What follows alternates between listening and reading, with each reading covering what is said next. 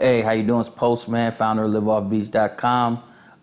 Real quick, I got a special video for you where I'm just going to answer a question I get all the time, and I think it needs to be updated because it's about leasing versus exclusive. So if you're thinking about, hey, should I be leasing my beats now, or what should I be pricing my leases?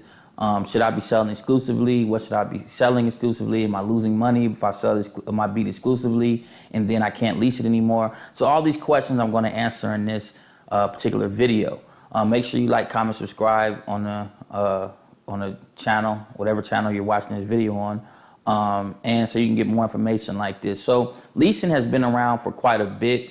My first time leasing a beat on the internet, I believe, was 2004, maybe 2005, but that's the first time I ever leased a beat. And so what leasing is, in case you don't know, leasing a beat means that you are allowing an artist to use the beat. You're granting them a license of use, right, for a fee. So this fee may be 20 bucks, and within that license you have parameters, okay? So you may say for 30 bucks you can use this beat, but this $30 license, what it grants you to do is to only use it for non-profit use. You can use it on your SoundCloud, you can use it on your Facebook, etc., but you can't put it on Spotify or anything that gives you profitable streams.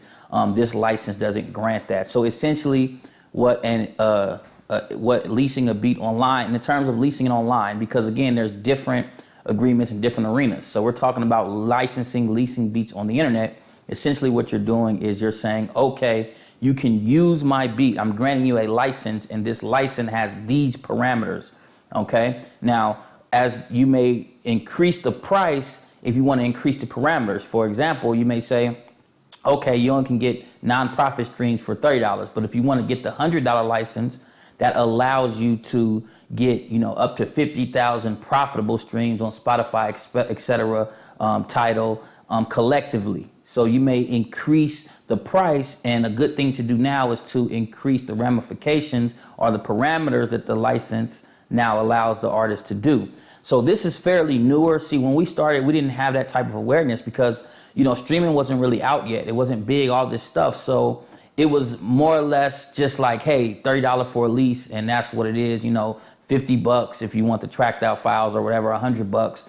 And so it wasn't as sophisticated now, but I predicted that, as the industry would go, independence would grow, technology grows, then the marketplace is going to expand and there's going to be different options. So it's very cool the way it's now, because now, like I told you, and I told you this in an audio about maybe 2 or 3 years ago, I said the future is going to be, you're going to be charging based upon the parameters, meaning that I'm charging you more based upon how many streams I'm going to allow you to have. So this allows you to kind of gauge the level of artists that's buying your beat. So if I say, okay, to get 100,000 streams, profitable streams, you got to pay 200 bucks to license this beat. Well, an artist that's kind of buzzing a little bit, that has their own independent movement or whatever, they're going to probably go with that one because they're like, hey, I'm going to need those streams, But someone just starting out, they may say, I don't need that license. I don't even have a following yet. So I just need something that I can start to put a demo together, put it online, show my friends right now, try to build that following so I can just use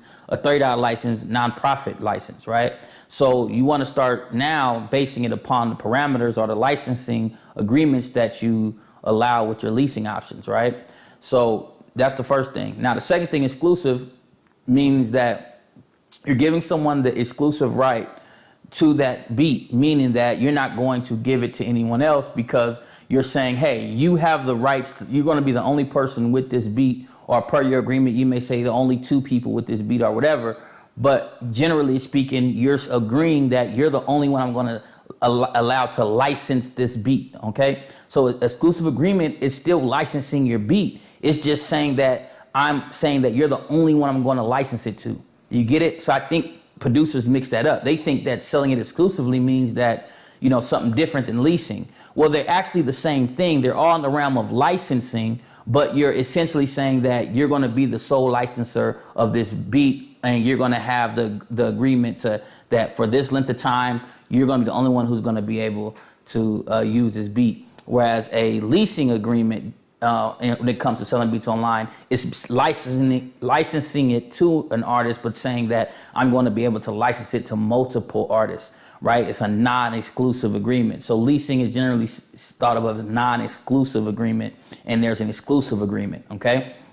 And so there's benefits to both. The benefits to the non-exclusive obviously is self-evident, that you're going to be able to take that same beat and give it to multiple artists and make money with it multiple times more than just that one time.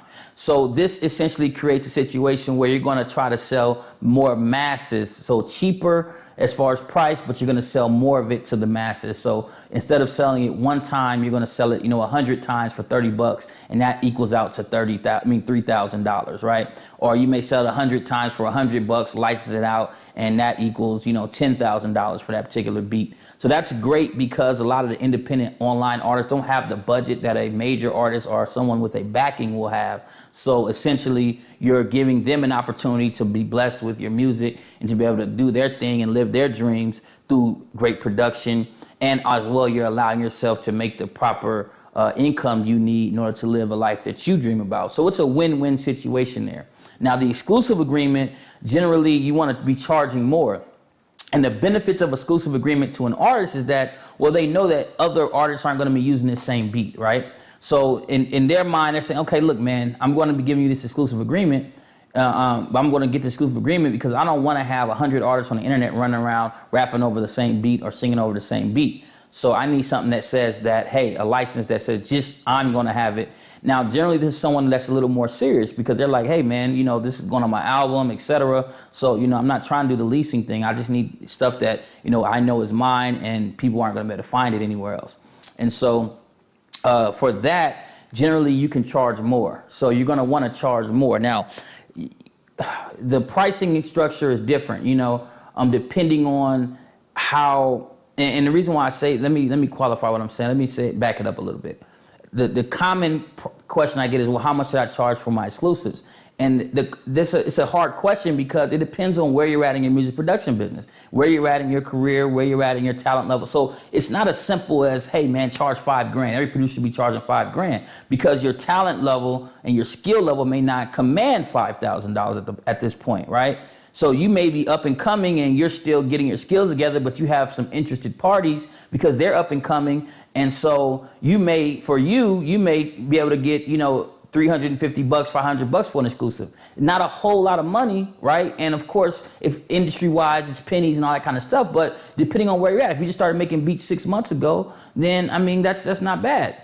And then you also have to look at a situation of where your music production business is at. So if you're like, okay, we are in a money crunch, or we're just now getting started and we don't have a lot of revenue and we don't have a lot of customers, sometimes bagging a client that wants exclusives, even though you're not charging premium price for the exclusive, you're charging maybe something cheaper in the realm of $500, which is very cheap for an exclusive, okay? I know that.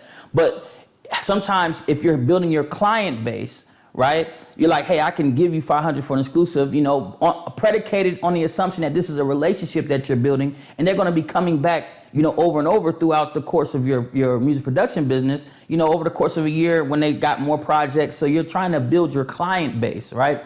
So it's harder to build a client base if you're just starting out with your music production business, and then you're trying to charge $5,000, $3,000 exclusive, because there are people who pay that, but they're harder to find and they're not as abundant as those that can afford, $500 for an exclusive. So, if you already have a client, a premier client base, you've been doing this for a while, you have all these customers, then yeah, you don't need to be charging $500 for an exclusive, because you already have the base. So you can be like, hey, it's $3,000, $3,500, or whatever you want, in the thousands for an exclusive. And it makes sense because you already have the base that's going to come eat it up. Because you're only selling one of the beat anyway. Now, there's also this idea that you're going to be, you could be potentially losing money because you could lease that same beat 100 times versus if you sold it exclusively. That's true. So that's why you have to be aware of where you're at in your music production business. Because let's say like I have like a huge email list of artists. I have my YouTube popping and all that. And so when I put up a beat, that beat leases, I could lease the same beat maybe, 200 times in the course of 6 months. That one beat may be leased 200 times at $30. that's $6,000 that one beat made over the course of 6 months or a year. And if I sell it to you exclusively for, 600, then I kind of just lost out on, $5,400 that I would have made. But the difference in choosing that option is depending on where you're at, because if you don't have that type of flow, that type of customer base or that type of traffic, and you're not leasing beats at that rate, then to sell it exclusively for even $800 is still good, because you're not leasing that many beats anyway. So it's not going to be leased that many times because you're still getting off the ground. So the point of this is that the pricing really depends on where you're at. You have to be able to accurately assess, okay, where am I at? Am I just starting from the beginning, or do I have, some sort of following in base already? So that's where you base your decision of charging. Now, as far as leasing versus exclusive, to me, you should be doing both.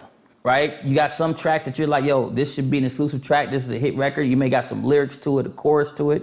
And you got some tracks that are just leasing. You're like, hey, this is a cool beat. I've been sitting around for years. I just exported it, just sitting in a folder. Hey, it'd be cool if I could have it generating some type of income. Right? Because the whole point of this is there's no point in just having beats sitting on your hard drive. Like, that's the old school way, where producers just had a bunch of beats and they were so sacred and they had their hard drive and they got 1,000 beats and they ain't making hardly any money because the beats just sitting there. So now you got to look at your beats as little revenue generating machines, each beat. So I want my beats to have the opportunity at least to bring in revenue. And again, selling beats online is just one way. There's, TV film, which I just got my ASCAP check today. I got another. And it's funny because you just wake up and you look at my bank. I got direct deposit, and it's like, damn, another ASCAP check. And that's from TV film. That's from taking my hard drive with beats and put it on TV film.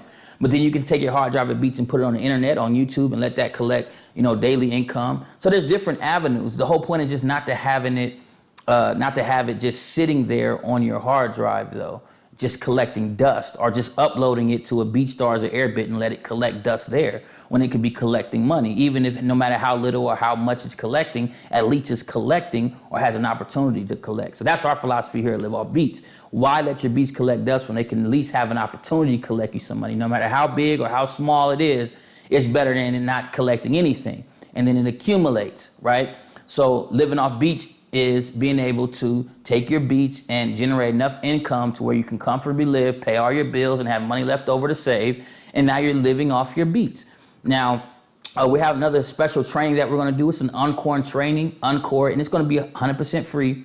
Encore training, because we did this training, but the producers loved it so much that I said, okay, I'll do it again. We don't really do it often, but this training is showing you how to get to 5,000 per month consistently in consistent beat sales every month, and how to get to that level, right? So if you're not making anything or you're making inconsistent beat sales, then there's some things that, there's 3 things that you're probably doing wrong.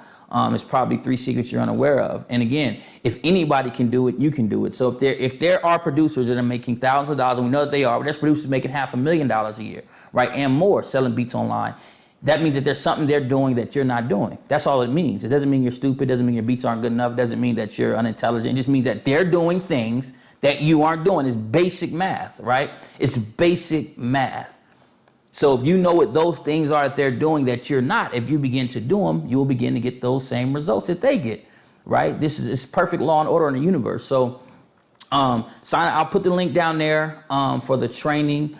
If you want to sign up, it's a free live training that we're doing. It's a webinar training. You're going to be able to just load up your screen, and you're going to see me live doing a presentation. We're going to have the community there, a lot of other producers on there. You guys can network and everything. It's going to be an amazing training experience.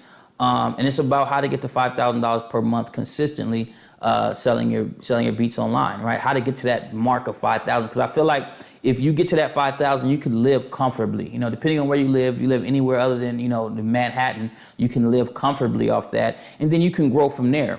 But I think that's a good benchmark. Okay, if I get there consistently, then I can grow. You can get to 10,000, 20,000, all that kind of stuff. But at bare minimum, if you can get to 5,000, I think you'll be able to consider yourself living off beats. And if it's just an extra money and you keep your job and your day, I know producers who do that. They make an extra 2,000 or 3,000 to keep their day job, and they're just stacking up money and building wealth using their beats. I mean, why not? If you're just going to be making them anyway and spending your time doing it, why not let them generate income? You know what I mean? It doesn't make sense not to do that. So anyways, we're having a free training. It's limited, so it's a limited space, and it's only going to happen one time. So I'll put the link down there. That when you click the link, it'll give you the date of the training and the time, and then you can watch it. It's live, and it's going to be absolutely free. And I'm going to be giving you the game, the 3 secrets to getting to that 5K mark. Again, I'll put the link across this screen right here as well. Liveoffbeats.us/training. So liveoffbeats.us/training should get you there as well. So yeah, much love to everybody. I'll catch you later.